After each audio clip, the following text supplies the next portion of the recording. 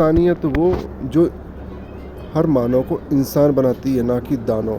But वास्तविकता ये है कि इस्लाम लोगों को ख़त्म कर रहा है, लोगों के दिमाग को ख़त्म कर रहा है। आज के समय में आतंकवादियों को सबसे अधिक अगर बढ़ावा मिल रहा है तो वो केवल इस्लाम के द्वारा ही मिल रहा है। बट ये मोमिनाएं नहीं बताएंगी कि किस तरह से मानवता का हनन हो रहा है, किस तरह से इस्लाम बच्चों को बरगला करके उनको आतंकवादी बना रहा है। दोस्तों, मैं आपको एक और बात बताना चाहता हूँ। 7 अक्टूबर को जिस तरह से इज़राइल में घटना हुआ, जो बेगुनाहों को जिस तरह से मारा गया, वही हाल हमारे भारत में कश्मीर में हुआ। वहाँ पे भी 30 लोगों को मौत के घाट उतार दिया। दोस्तों, अगर ये इस तरह से चलता रहा तो निश्चित रूप से इस्लाम का अस्तित्व संकट में आएगा, क्योंकि कोई भी इस्लाम पे विश्वास कई लोगों का उठ जाएगा और कई लोग अब अपने घर की वापसी करने लगेंगे। अगर इस्लाम में शांति नहीं है तो आखिरकार लोग उसको क्यों अपना रहे हैं? उम्मत दावत। दोस्तों नमस्कार, मैं राजेश आपका फ्री क्लास में स्वागत करता हूँ और उम्मीद करता हूँ आप लोग बहुत अच्छे होंगे। दोस्तों, आज की तारीख 25 अप्रैल 2025 मैं आज आपके सामने पेश हुआ हूँ और ये कहने के लिए किस तरह से इस्लामिक मजहबी कट्टरवादियों ने भारत में धर्म पूछ कर कई बेगुनाहों को गोली से मार दिया, मौत के घाट उतार दिया।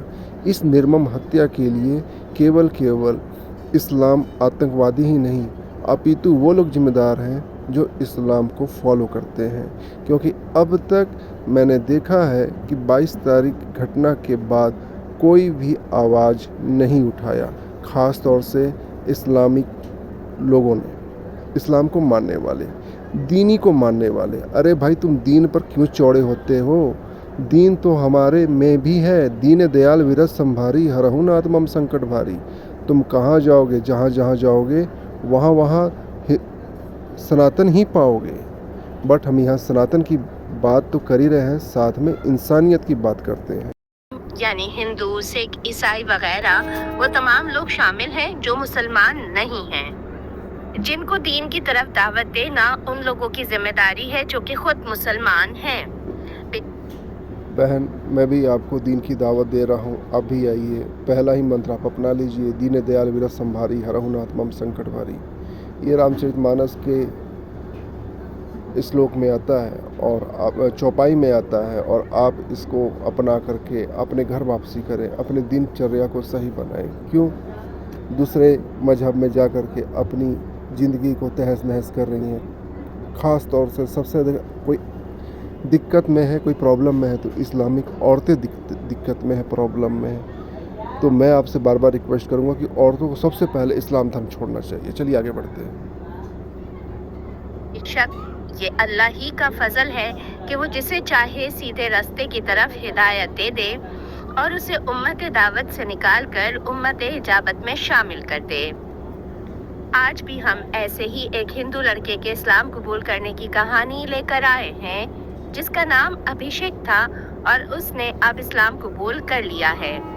मगर जब मैं इस भाई की कहानी सुन रही थी तो मुझे इसमें जो बात सबसे ज्यादा काबिले अफसोस लगी वो ये थी कि इस भाई के कई मुसलमान दोस्त थे जो इसको दीन इस्लाम की अच्छी बातें जरूर बताते थे।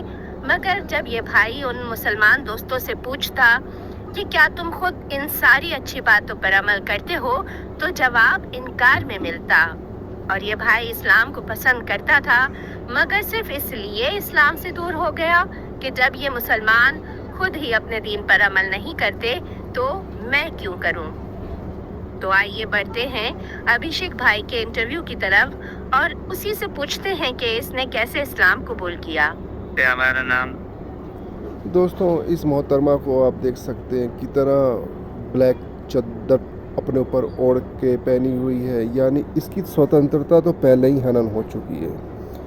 हलाला की दिक्कतें, इनको मार खाने की दिखने, इनके साथ बदतमीजी होना, इनके साथ इनको कम दिमाग का कहना, इनको हरम में रखना, इनको बेचना, इससे और क्या कितना इनके साथ बुरा बर्ताव हो रहा है।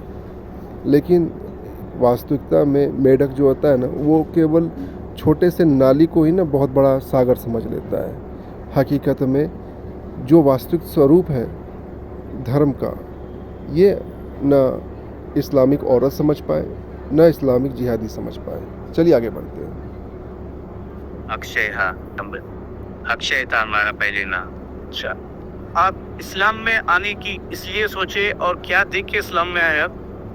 हम इस्लाम में आने की इसलिए सोचे हैं कि दीन की बात हमें ढेर सारी सुनने में आती थी, और दो साहब आप दीन की बात कहते थे कि हमारे इस्लाम में ऐसा है, हमारे इस्लाम में जो है, हमारे कुरान में जो है, उस पर हमें अमल करना भी ज़रूरी है।